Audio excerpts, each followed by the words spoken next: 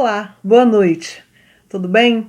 Estamos aqui mais uma vez hoje, começando mais um dos nossos cultos e eu espero que você esteja bem aí na sua casa. Hoje eu quero começar esse culto com um convite para você, para sua família, para os amigos, para todo mundo que você quiser repassar esse convite. No dia 21 de maio, na nossa igreja, nós vamos receber uma programação muito linda do Grande Coro de Amigos. O Grande Coro de Amigos é formado por várias pessoas da nossa cidade, do Rio, que se juntam, pessoas que gostam de música coral, que são coristas ou que são regentes de coros e que se juntam nessa época da Páscoa. A Páscoa já passou um pouquinho de tempo, mas por questões de calendário nós achamos melhor deixar neste dia para facilitar a participação de mais gente. E aí, todo ano, nessa época de Páscoa, eles se juntam para fazer um musical e apresentar em alguma igreja, e a igreja que vai recebê-los esse ano é a nossa igreja, a PIB de Cascadura. Esse coro tem mais ou menos 100 vozes. Eles vão apresentar um musical chamado Vivo Está, um musical de Páscoa lindíssimo. Se você já conhece, você sabe que ele é lindíssimo. Se você não conhece, vem conhecer, confia em mim, você vai gostar. É muito lindo, tem uma mensagem muito forte e aí eu peço a você, venha e traga visitantes. Traga aquela pessoa que gosta de música, mas que nem sempre aceita o seu convite de ir à igreja, às vezes. E será num sábado, então tudo fica mais fácil. É dia 21, sábado, a partir das 19 horas. Separe essa data na sua agenda, já vai convidando aquela pessoa especial que você quer levar para participar nesse dia. Eu tenho certeza que vai ser muito bom e que o nome de Deus será engrandecido ali. Muitas pessoas ouvirão da mensagem do Evangelho através desse musical. Então, 21 de maio, às 19 horas, lá na nossa igreja, na PIB de Cascadura, Grande Coro de Amigos. Venha e nos ajude a divulgar também. Tá bom? Então vamos dar continuidade ao nosso culto. Eu vou ler aqui um texto bíblico com os irmãos, que vai estar aí na tela, e depois nós vamos cantar um dos nossos hinos do nosso cantor cristão. Aviva-nos, Senhor, que seja realmente a nossa oração nesta noite. Aviva-nos, Senhor. Vamos ler. Eu sou o Senhor que vos santifico. Santificai-vos, porque amanhã o Senhor fará maravilhas no meio de vós.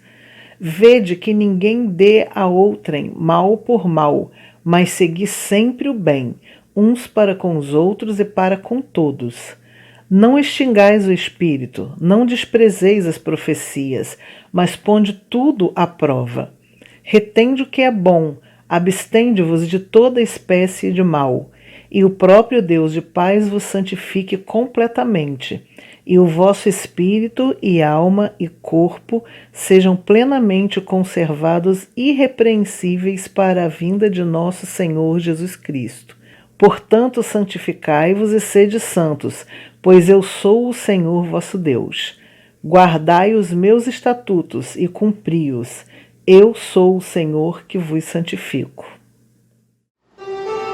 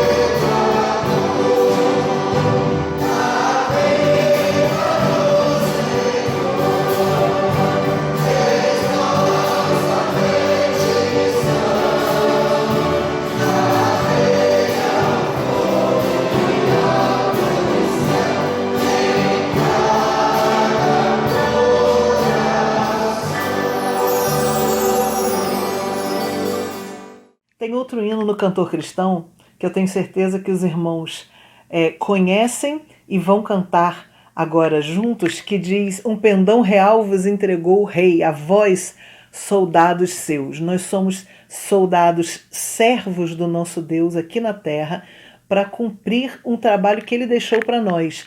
Ide e levai o evangelho a toda a criatura. Esse é o mandamento de Jesus, levai o evangelho. E é isso que nós devemos pensar a cada dia. Estamos evangelizando? Estamos levando pessoas ao conhecimento de Jesus, ao conhecimento de tudo que ele fez por nós, de tudo que ele representa para nós? Então, vamos mais uma vez fazer uma leitura bíblica. Eu vou ler aqui com os irmãos e vai estar aqui na tela. E depois vamos cantar esse hino, mas com aquele sentimento de responsabilidade, com valor, sem temor, por Cristo, prontos a sofrer, prontos a trabalhar, prontos a levar a mensagem do Evangelho.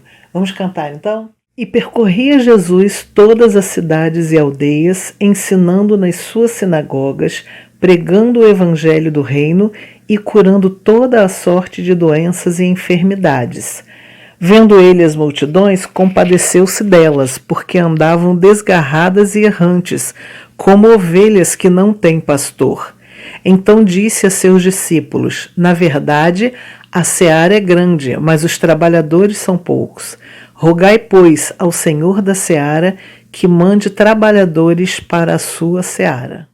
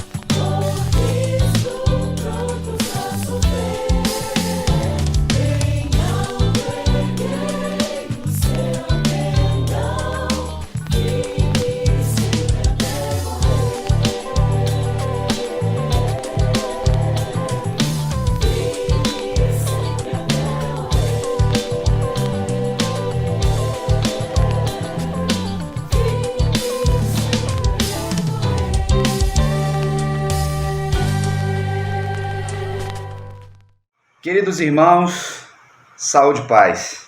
Se Deus permitiu, hoje é quarta-feira, dia 11 de maio. Tá voando. E assim, pela graça, a gente vai sobrevivendo. Como eu sempre falo, espero que o teu dia, a tua quarta-feira tenha sido abençoada, mesmo com alguns contratempos, mesmo com algumas lutas e tribulações. Mas se você está me vendo agora, é sinal que Deus preservou a sua vida, e enquanto há vida, há esperança. Não é verdade?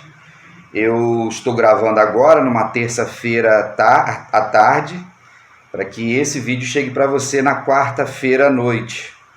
Nesse culto de adoração e de louvor, nós não chamamos mais esse culto de oração, nós chamamos de culto de louvor, entendendo que esse momento virtual ele é informativo, de estudo bíblico, de louvor, de adoração, mas a oração ela envolve algo muito íntimo e é entre você e Deus, entre eu e Deus.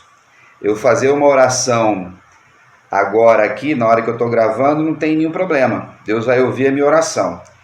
Só que quando esse vídeo chegar para você e essa minha oração virtual, ela não vai ter poder nenhum.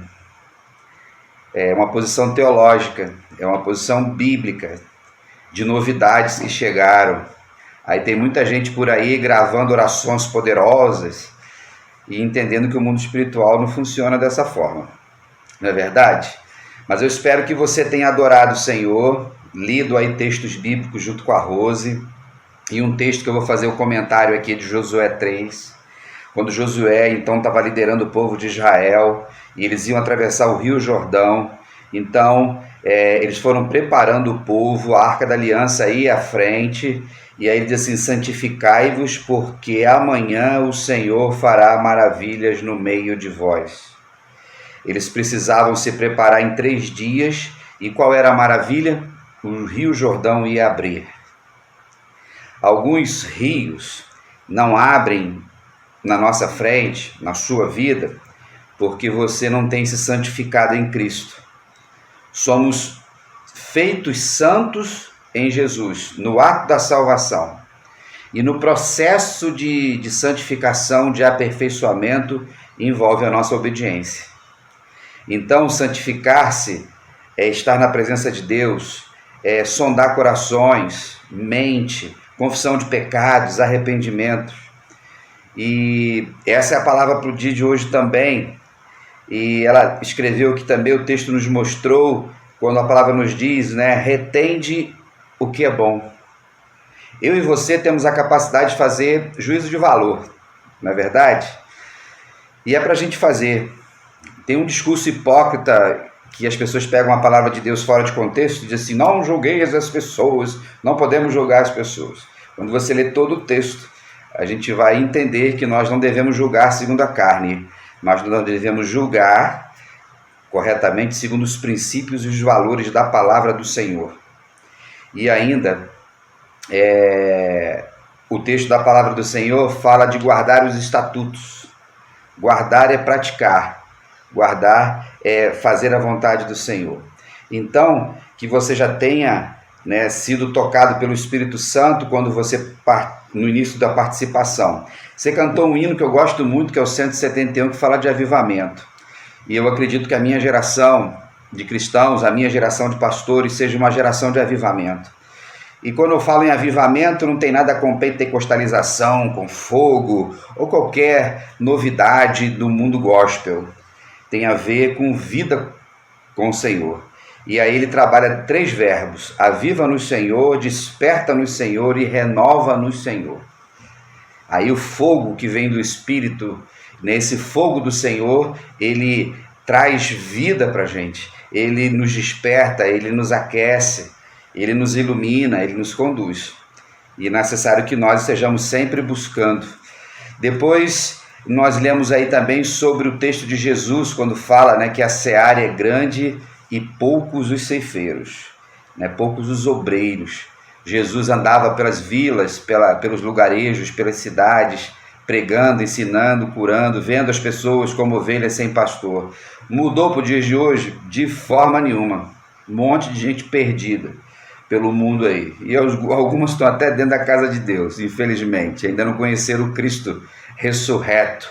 Vive no ambiente religioso. E vocês cantaram também o 469, bem conhecido, corajosos, firmes sempre, até morrer. A gente morre por Jesus, não é verdade? No dia de hoje, nós vamos falar sobre um evento extraordinário na palavra do Senhor, que se encontra no livro de Daniel, capítulo 5. Eu não vou ler aqui o capítulo todo. Você lê, separa o vídeo aí agora, lê, são 31 versículos. Depois você volta o vídeo. Se você quiser parar, depois que terminar o culto, você lê o texto. Mas eu vou dar aqui a sinopse do texto.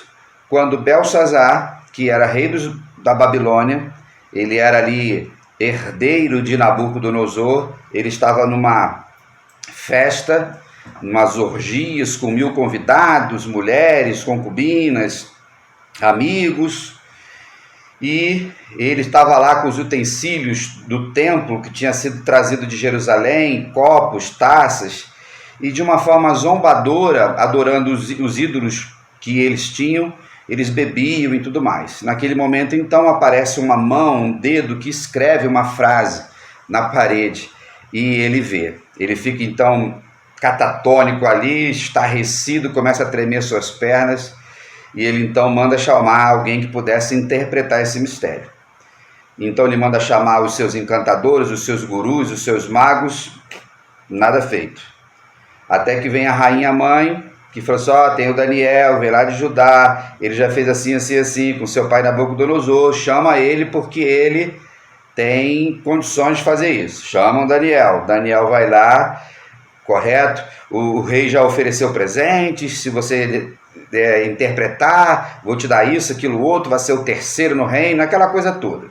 Daniel diz, fica para você, e ele, antes de interpretar e ler, ele dá um sermão, né, bem bonito, histórico, do que Deus tinha feito com Nabucodonosor, a altivez de Nabucodonosor, Nabucodonosor virou bicho, correto? Foi tudo isso daí. E ele vai e interpreta a palavra que estava escrita lá. E quando nós pensamos nesse texto, nós pensamos nessa palavra, nós vamos ver que Deus observa todas as pessoas em todo o tempo. E a frase que estava lá era Mene, Mene, Tekel, Parsim. Por que eu estou pregando nesse texto hoje? Domingo passado, então, no Dia das Mães, depois do culto lá muito gostoso, muito bom que a gente teve com as mães, celebramos lá as nossas famílias, foi um tempo muito bom de comunhão, fui para Nova Iguaçu, fui almoçar com a minha mãe, Rosana, lá com a mãe dela. Em determinado momento, lá depois do almoço, lá minha mãe cismou de pegar o cantor cristão e ficar cantando os hinos antigos. Aí ela vai cantar o 249, que fala sobre esse evento, né, que é o banquete de Belsazar. Eu vou ler aqui a letra. Então, se você é batista raiz, se você já é um batistossauro como eu, você já ouviu esse hino. Eu confesso que quando ela começou a cantar, não veio nada à minha memória. Só lá na parte do coro, no estribilho que a gente chama, que eu lembrei, que eu trouxe a memória à minha mente, né? Então, eu vou ler aqui a letra e no final do culto você vai poder cantar esse hino, ok? Aí diz assim, numa orgia nefanda, o rebelde Belsazar, com os grandes do seu reino, todos eles a folgar, com espanto pararam, quando o rei estremeceu, na parede a mão divina, escrevendo, apareceu. No palácio, os festivos, nobres não souberam ler.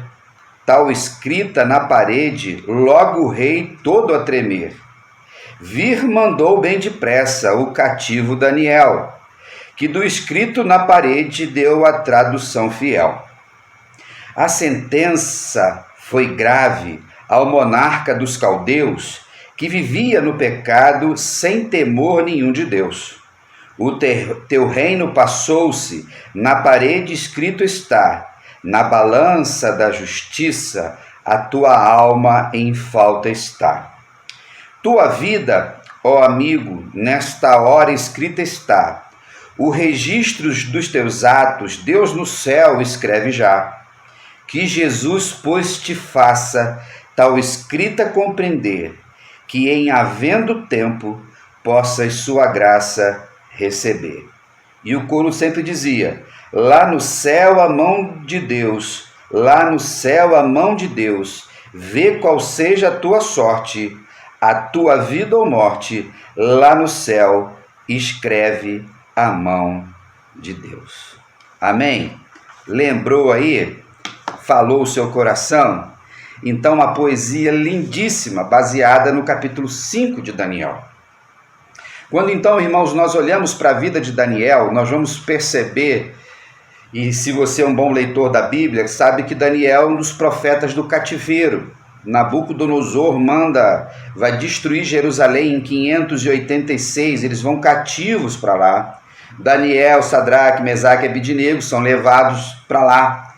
E ali, apesar de estarem escravos, Deus os honra. Deus nos honra, irmãos, em qualquer lugar. Não importa onde estejamos, quando Deus quer revelar os seus propósitos, Ele usa quem Ele quer.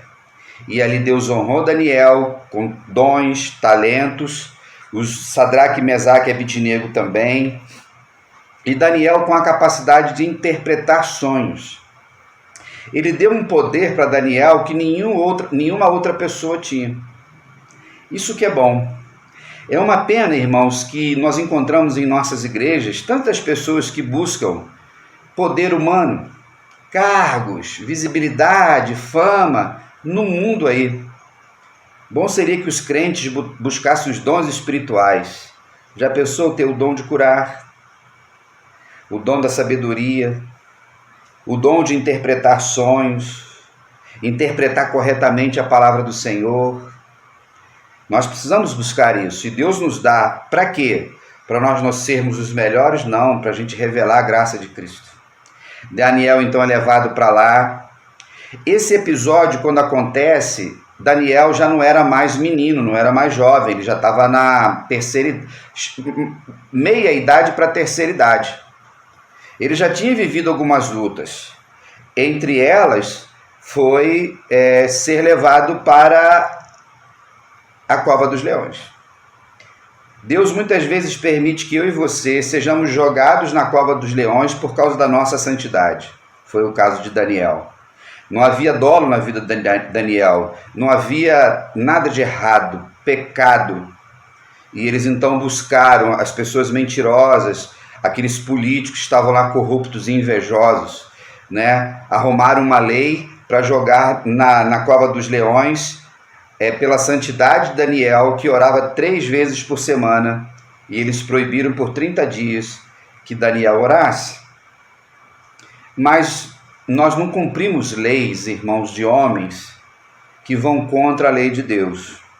E a gente paga o preço que tiver por causa da lei de Deus.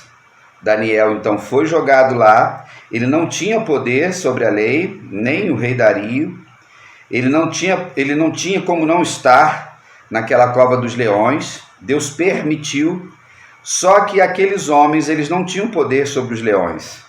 Quem tinha poder sobre os leões era Deus, porque Deus foi quem os criou.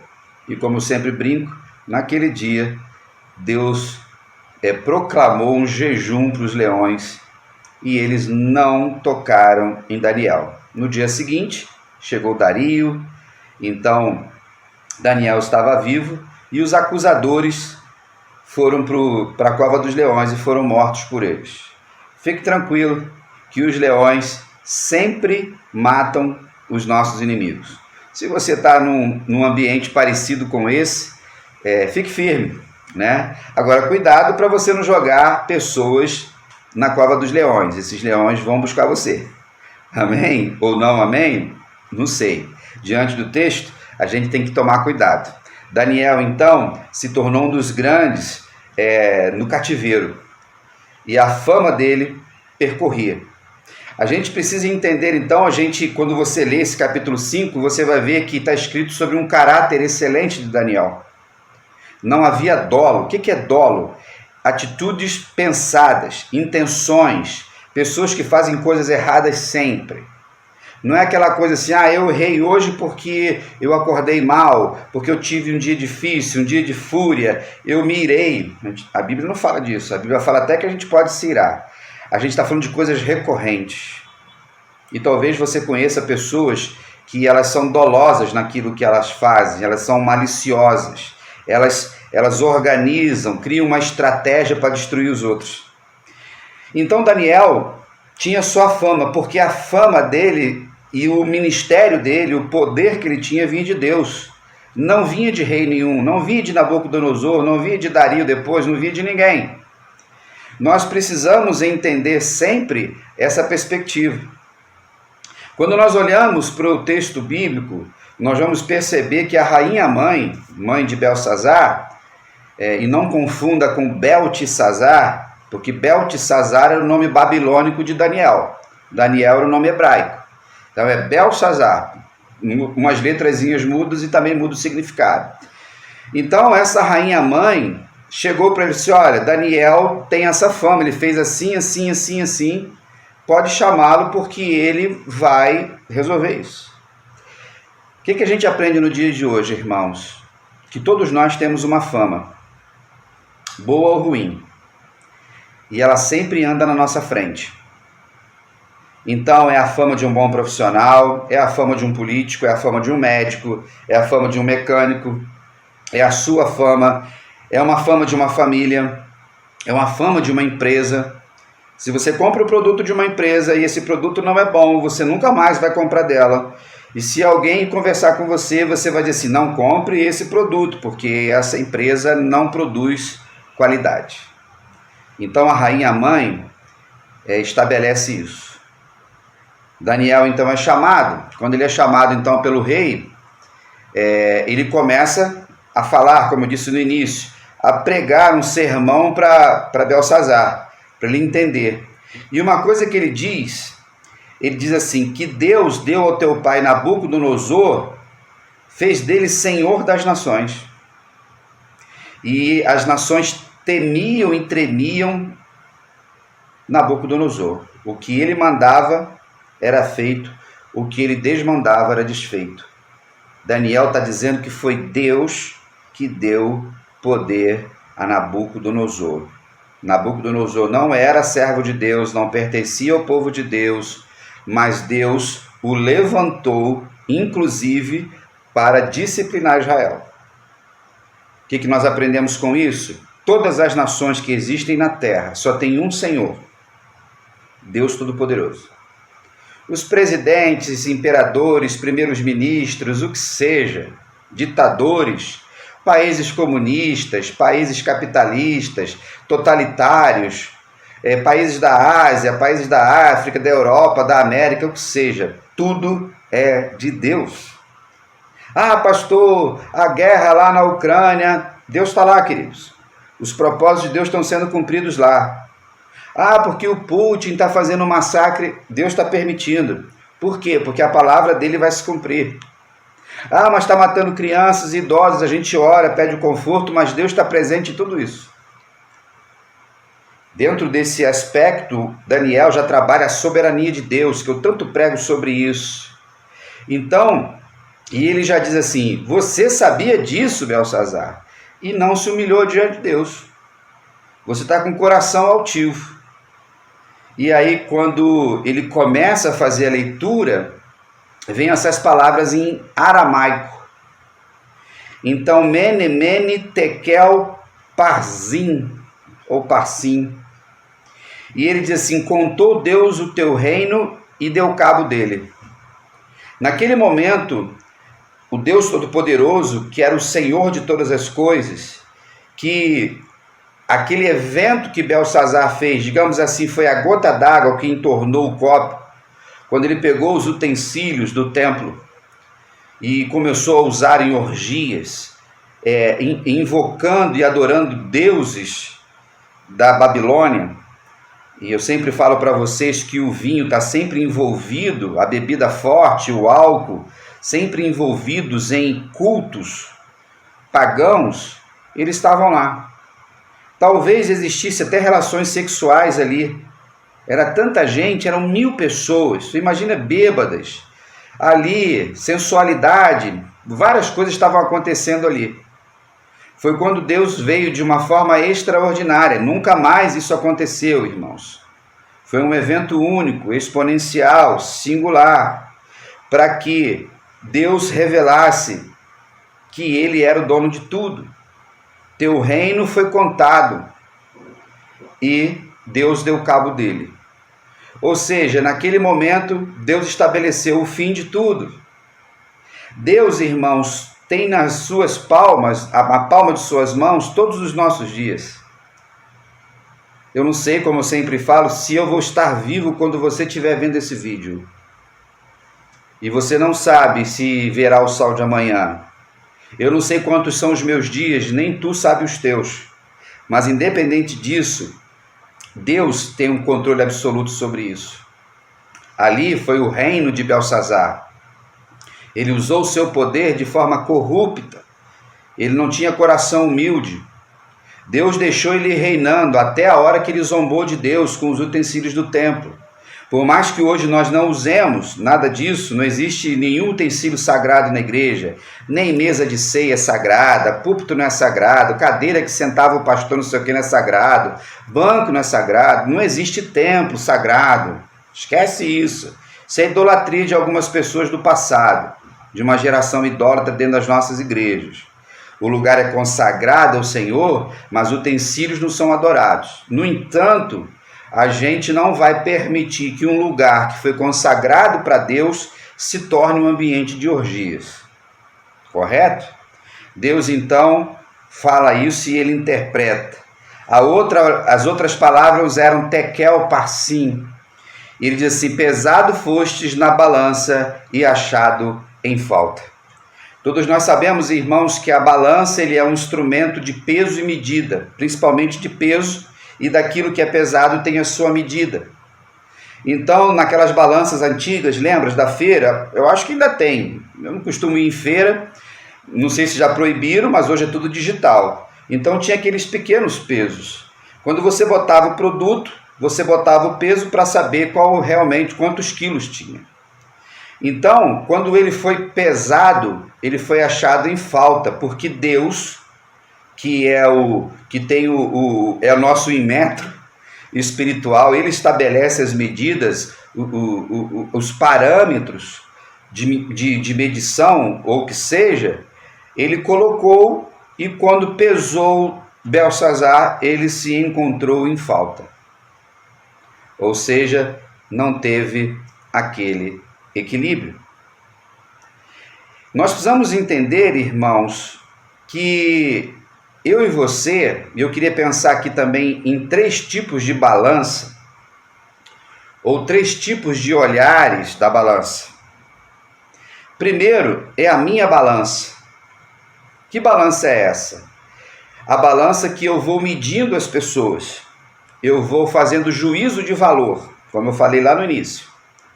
Então, através dos princípios e valores pelos quais eu fui criado, questões do meu caráter, quando chega o conhecimento de alguma coisa, no caso de uma pessoa, eu vou colocar na balança se eu posso confiar naquela pessoa ou não. Então, quando você vai contratar um funcionário e você descobre que ele não foi um bom funcionário na outra empresa, você botou ele na balança. Então, a gente não contrata. Se você vai comprar um veículo e descobre que aquele veículo bateu e o cara estava te escondendo, você botou na balança. Você não compra. Nas questões relacionais, quando vai se namorar, tem que saber quem vai namorar. Se você vai fechar um negócio com alguém, procura saber se ele é honesto. A minha balança, então, tem um crivo, tem um critério baseado na minha história de vida. Alguma coisa errada? De forma alguma. O grande problema é quando eu uso a minha balança de forma errada. E aí, na hora de pesar as pessoas, eu cometo injustiça. Isso a gente sempre tem que buscar em Deus. Quando de repente a gente tem uma informação errada, e aí a gente promove uma fake news, já que se usa tanto essa expressão. Então, quando nós olhamos para o ambiente relacional, essa balança, ela existe. E a gente trabalha o princípio da justiça nela. Tem um outro lado da balança, quando nós somos julgados pelos outros. Quando nós estamos na balança dos outros. Perfeito? Aí as pessoas vão nos observar da mesma forma. E ele vai estabelecer o juízo. Então, nesse momento, você me colocou na balança. Você vai avaliar o que eu preguei, você vai avaliar o culto, você vai avaliar se a Rose dirigiu bem, se o hino você gosta. Tudo faz parte, queridos, do nosso dia a dia.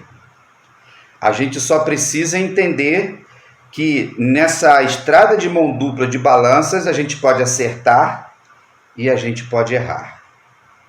Eu já acertei e já errei.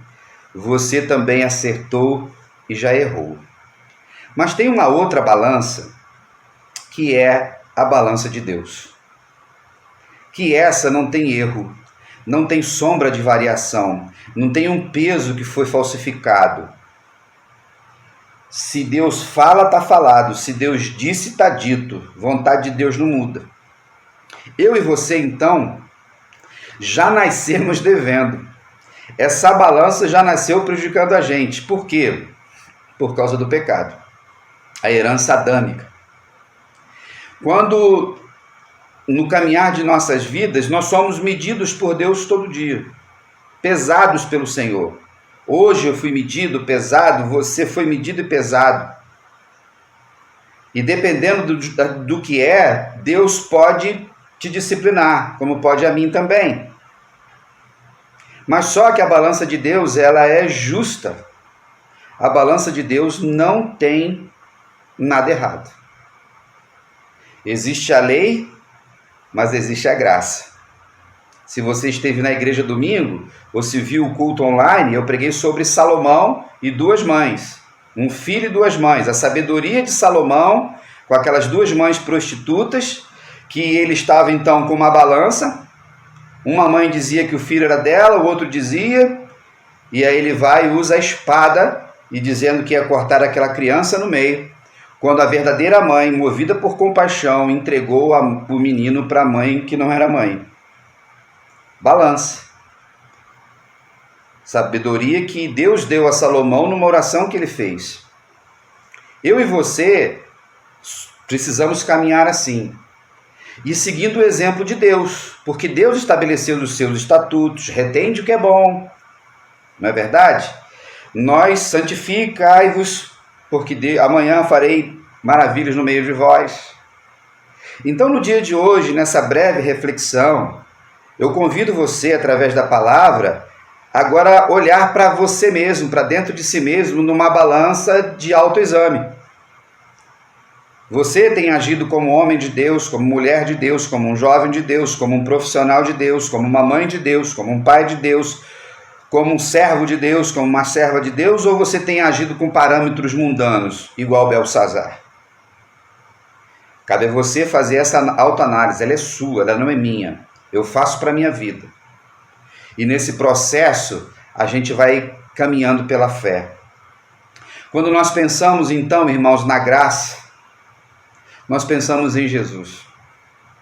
Jesus foi colocado lá na balança da cruz do Calvário e levou o nosso pecado.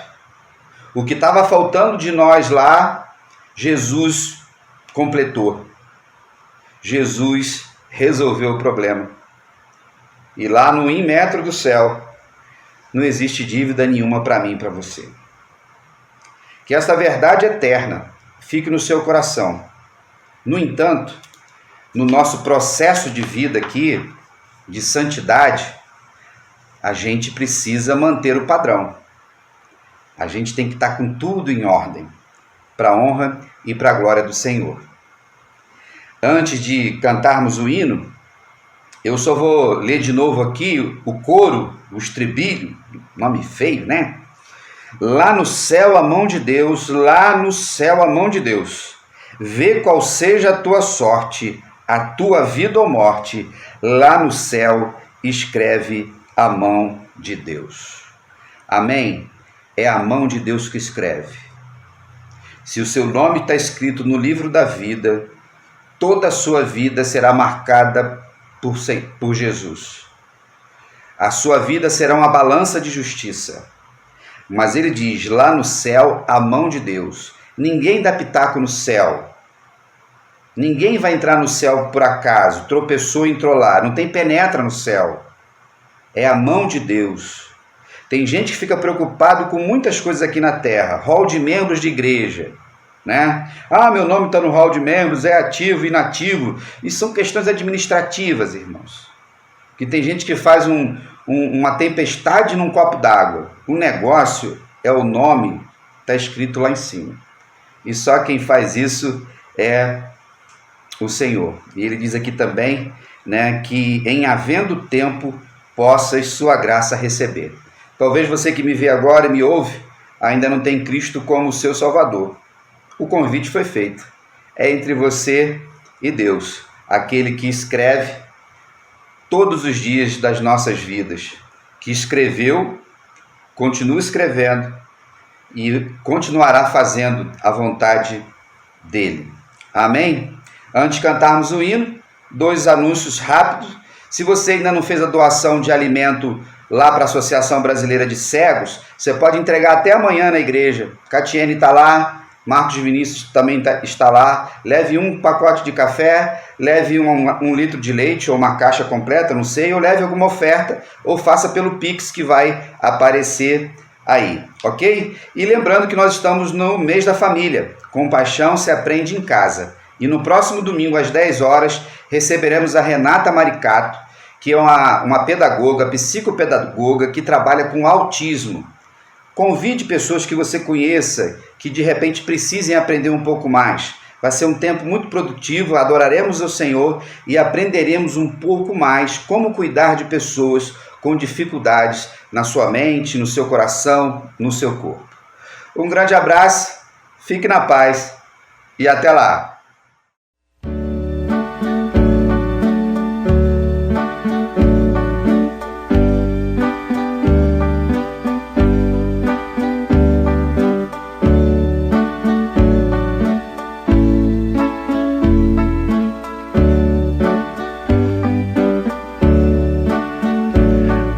Orgia nefanda, o rebelde Belsazar, com os grandes do seu reino, todos eles afogar. Com espanto pararam quando o rei estremeceu, na parede a mão divina, escrevendo apareceu. Lá no céu a mão de Deus, lá no céu a mão de Deus, vê qual seja a tua sorte, a tua vida ou morte. Lá no céu escreve a mão de Deus. No palácio os festivos nobres não souberam ler tal escrita na parede, logo o rei todo a tremer me mandou bem depressa um cativo Daniel, que do escrito na parede deu a tradução fiel. Lá no céu a mão de Deus, lá no céu a mão de Deus, vê qual seja a tua sorte, a tua vida ou morte. Lá no céu escreve a mão de Deus. A sentença foi grave ao monarca dos caldeus, que vivia no pecado sem temor nenhum de Deus. O teu reino passou-se na parede, escrita está na balança da justiça, a tua alma em falta está. Lá no céu a mão de Deus, lá no céu a mão de Deus, vê qual seja a tua sorte, a tua vida ou morte. Lá no céu escreve a mão de Deus. Tua vida, ó amigo, nessa hora escrita está. O registro dos teus atos, Deus no céu escreve já. Que Jesus, pois te faça tal escrita compreender. Quem havendo tempo possa a sua graça receber. Lá no céu a mão de Deus. Lá no céu a mão de Deus. Vê qual seja a tua sorte, a tua vida ou morte. Lá no céu escreve a mão de Deus.